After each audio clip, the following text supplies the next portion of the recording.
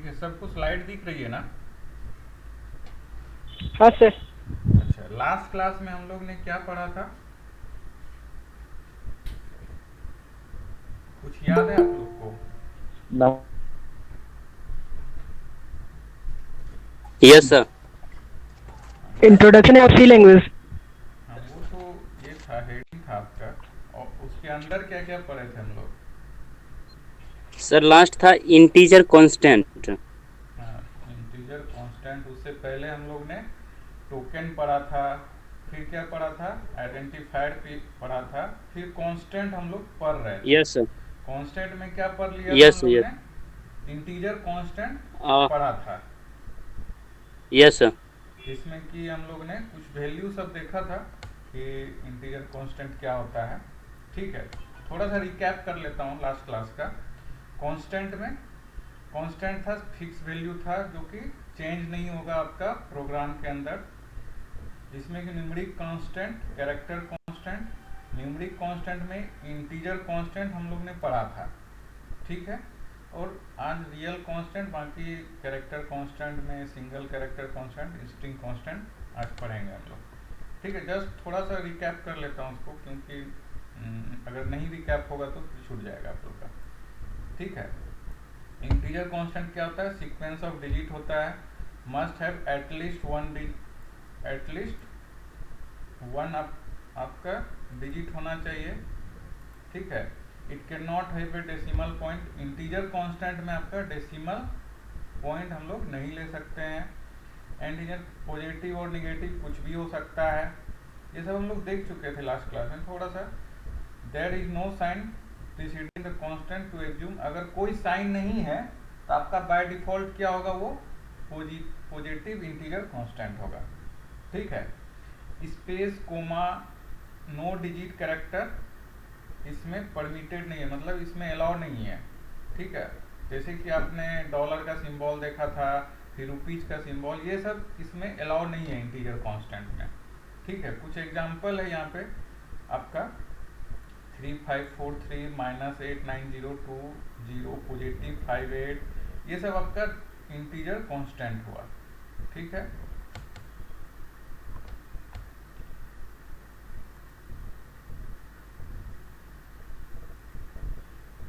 ठीक है। ऑक्टल उक्टल के बारे में भी थोड़ा पढ़ा था हम लोग ने।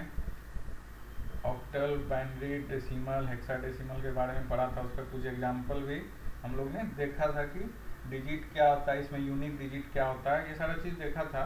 तो बस थोड़ा सा रिकैप कर रहा हूँ उसको। ठीक है, हाँ। आज का जो क्लास है रियल कांस्टेंट। इंटीजर कांस्टेंट क्या था आपका? जो कि फिक्स वैल्यू था। ठीक है, कांस्टेंट का मतलब ही है फिक्स वैल्यू। और इंटीजर कांस्टेंट में क्या था आपका? उसमें डेसिमल पॉइंट हम लोग नहीं रख सकते थे। तो उसके जगह उस डेसिमल पॉइंट को कंसीडर करने के लिए हम लोग रियल कांस्टेंट पढ़ते हैं। Real constant are also called a floating point constant. ठीक है, ये भी आपका फिक्स है, ये भी वैल्यू आपका फिक्स है, लेकिन रिप्रेजेंटेशन के अगर आपका डेसिमल वैल्यू आ रहा है या फ्लोटिंग वैल्यू आ रहा है, उसके लिए हम लोग फ्लोटिंग पॉइंट कांस्टेंट पढ़ेंगे। ठीक है, जिसमें कि फ्रैक्शनल पार्ट करते हैं आप लोग। फ्रैक्शनल पार्ट जिसमें यूज होता है, जैसे 5/10। 5/10 क्या हुआ? फ्रैक्शन। इसको हम लोग कैसे लिख सकते हैं? 0.5 लिख सकते हैं। 5/10 को हम लोग क्या लिख सकते हैं? 0.5। ये जो डेसिमल पॉइंट हुआ, इसके लिए हम लोग फ्लोटिंग पॉइंट पढ़ते हैं। ठीक है, क्लियर है? This fraction form of a real constant, thus we construct the real constant, it must have a decimal point। मतलब इसमें क्या है? डेसिमल पॉइंट एकदम जरूरी है, नहीं तो क्या बन जाएगा वो? रियल कांस्टेंट, आपका इंटीजर कांस्टेंट बन जाएगा। अगर डेसिमल पॉइंट नहीं रहेगा तो क्या बन जाएगा? आपका इंटीजर कांस्टेंट। ठीक है, डिफॉल्ट साइन इसमें भी पॉजिटिव होता है। इसमें भी आपका comma, blank space, non digit character नहीं अलाउ है। सब एग्जांपल यहाँ पे 0.987, 3.89, 1000.54, ये सारा आपका एक एग्जांपल है रियल कांस्टेंट का। ठीक है, क्लियर?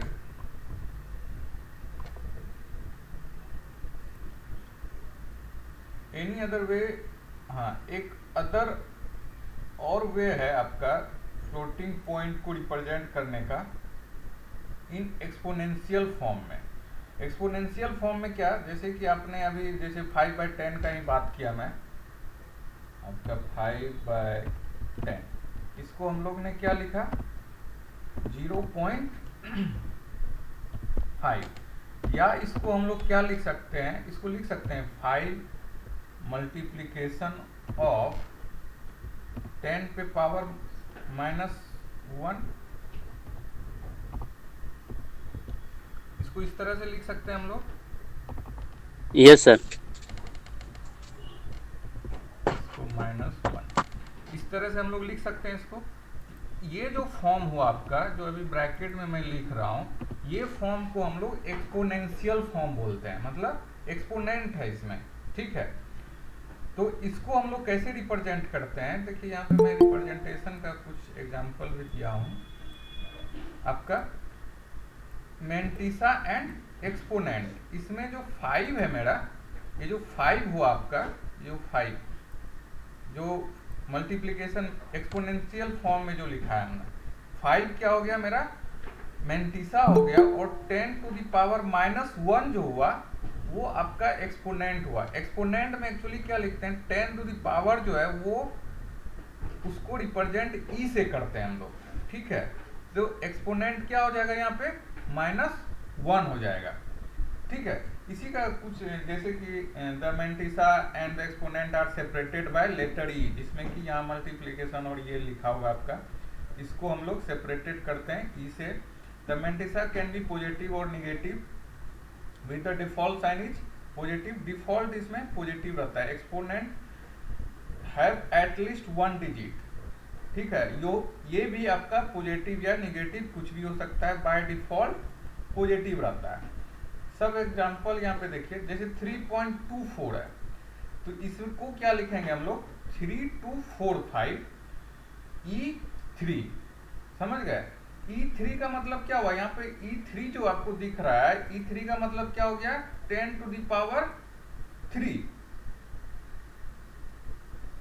समझ में आ रहा है?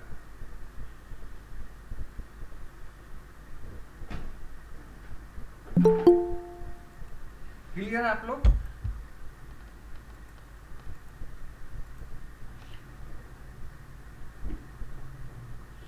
Yes sir. यहाँ पे एक थोड़ा सा एरर है, इसको 3 नहीं, इसको -3 आप लोग लिखिएगा। ठीक है, इसको मैं चेंज कर दूंगा। क्या होगा अगर हम इसको E3 को मल्टीप्लाई करेंगे 10 टू द पावर 3 से, ये आपका 3.245 नहीं आएगा। तो यहाँ पे क्या होना चाहिए, इसके जगह पे इसको काट के आप लोग लिख लीजिएगा -3। ठीक है, समझ गए ना? जैसे कि हम लोग -5 वाला आपका 5 वाला जो एग्जांपल लिया था यहाँ पे, ठीक है, इसको हम लोग क्या कर सकते हैं, इसको मेंटिसा इक्वल टू क्या लिख सकते हैं,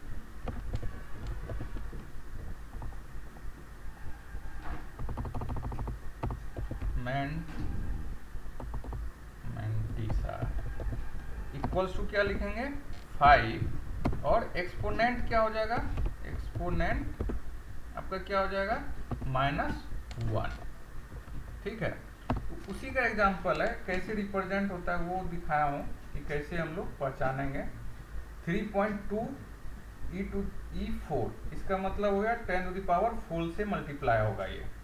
ठीक है, 4.8 E-2, इसका मतलब क्या हो गया 10 to the power -2, -43 E to the power +3 है, इसका मतलब क्या हो गया 10 टू द पावर 3। और मेंटिसा यहाँ पे क्या हो जाएगा, इस आपका लास्ट वाला एग्जांपल में क्या हो जाएगा मेंटिसा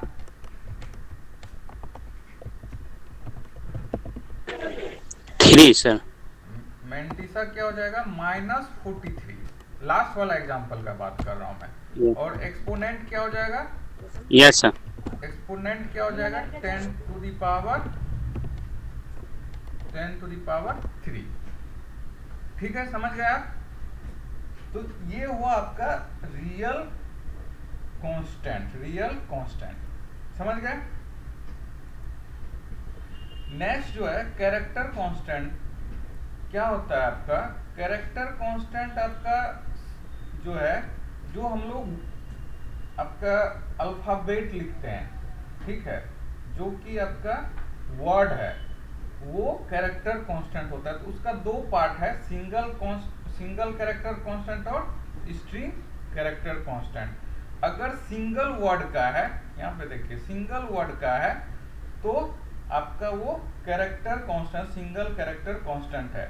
इसमें हम लोग वर्ड को भी आपका डिजिट को भी लिख सकते हैं, लेटर को भी लिख सकते हैं, स्पेशल सिंबल को भी लिख सकते हैं, ऑपरेटर को भी लिख सकते हैं। इससे क्या होता है एक्चुअली, ये जब भी आप लिखते हैं सिंगल कोड के अंदर कोई भी आपका लेटर को या डिजिट को या स्पेशल कैरेक्टर को, तो वो उसका आस्की वैल्यू रिप्रेजेंट करता है, ठीक है। जैसे कि यहाँ पे लिखे हुए सिंगल कोड के अंदर क्या है, 4 है। यहाँ लिखिए नोट में, देखिए here that the character constant 4 is not the same as the number of 4। जो हम लोग सिंपल 4 लिखते हैं इंटीजर में 4, वो इक्विवेलेंट नहीं है। यहाँ पे 4 क्या हो गया, कैरेक्टर बन गया, और ये क्या रिप्रेजेंट करेगा, 4 का आस्की वैल्यू, उसके इक्विवेलेंट हो जाएगा। देखिए यहाँ लिखा हुआ है character constant have integer value which are known as their ASCII value. मतलब आस्की वैल्यू बताएंगे क्या होता है। आस्की वैल्यू को रिप्रेजेंट करता है सिंगल कोड, ठीक है, क्लियर। जैसे यहाँ पे देखिए following are invalid character constant, अगर दो लेटर को एक साथ लिख दिए PA और सिंगल कोड के अंदर है, ये आपका कैरेक्टर कांस्टेंट नहीं हुआ। कैरेक्टर कांस्टेंट में सिंगल आपका कैरेक्टर होना चाहिए, मतलब सिंगल डिजिट हो या वर्ड हो या आपका स्पेशल सिंबल हो, ठीक है। तो यहाँ पे PA आपका कैरेक्टर कांस्टेंट नहीं है। उसके बाद है Z, ये क्या है, डबल कोड में है, डबल कोड में है, तब भी ये कैरेक्टर कांस्टेंट नहीं होगा। लास्ट है 98 डबल कोड में, तो ये भी आपका कैरेक्टर कांस्टेंट नहीं है, ठीक है, समझ गए। तो स्ट्रिंग कांस्टेंट क्या होता है, ये आपका सीक्वेंस ऑफ कैरेक्टर, और ये डबल कोड्स के अंदर आता है, ठीक है। डबल कोड्स के अंदर अगर हम कर दें तो वो आपका स्ट्रिंग बन जाएगा। These characters may be letter, digit, special character as well as blank space. Blank space को भी हम अगर डबल कोड के अंदर कर दें तो वो स्ट्रिंग बन जाएगा मेरा। जैसे यहाँ पे गुड मॉर्निंग है, ठीक है, गुड मॉर्निंग क्या है, डबल कोड के अंदर है, तो ये आपका स्ट्रिंग कांस्टेंट बन गया। उसी तरह 3 4 5 6 ये आपका स्ट्रिंग कांस्टेंट है। यहाँ पे स्टार जो है ये डबल कोड के अंदर है 5 स्टार, तो ये भी आपका स्ट्रिंग कांस्टेंट बन गया, ठीक है। It is important to remember that single character constant, example जैसे आपका W है, ठीक है, is not equivalent of character string constant double quote में W है। मतलब यहाँ पे सिंगल कोड में आपका W है, ठीक है, और एक W आपका डबल कोड में है, तो ये दोनों इक्वल नहीं है। पहला वाला W जो सिंगल कोड के अंदर है वो क्या है, कैरेक्टर कांस्टेंट हो गया, और डबल कोड के अंदर जो W है वो आपका स्ट्रिंग हो गया, समझ गए। Also a single character string constant does not have a integer value. वहां पे क्या था, इंटीजर वैल्यू क्या ले रहा था, आस्की वैल्यू, लेकिन अगर आपका ये है स्ट्रिंग कांस्टेंट है तो उसका आस्की वैल्यू नहीं होगा। इसका थोड़ा सा ये ध्यान रखिएगा, स्ट्रिंग और कैरेक्टर कांस्टेंट में कभी कभी इसका डिफरेंस भी पूछा जाता है, ठीक है, क्या डिफरेंस है दोनों में। A string constant may consist of any combination of digit, letter, escape sequence and space enclose in double quote. अगर आपका कुछ भी कॉम्बिनेशन हो सकता है डिजिट या लेटर का या एस्केप सीक्वेंस का, अगर वो डबल कोड के अंदर कर दें तो वो आपका स्ट्रिंग कांस्टेंट बन जाएगा। Every string constant ended with a null character which is automatically assigned by the compiler. Compiler आपका पहले से जैसे ही डबल कोड में आप लिखे तो उसके लास्ट में क्या कर दिया, नल कैरेक्टर डाल दिया। अगर मान लीजिए यहाँ जैसे गुड मॉर्निंग है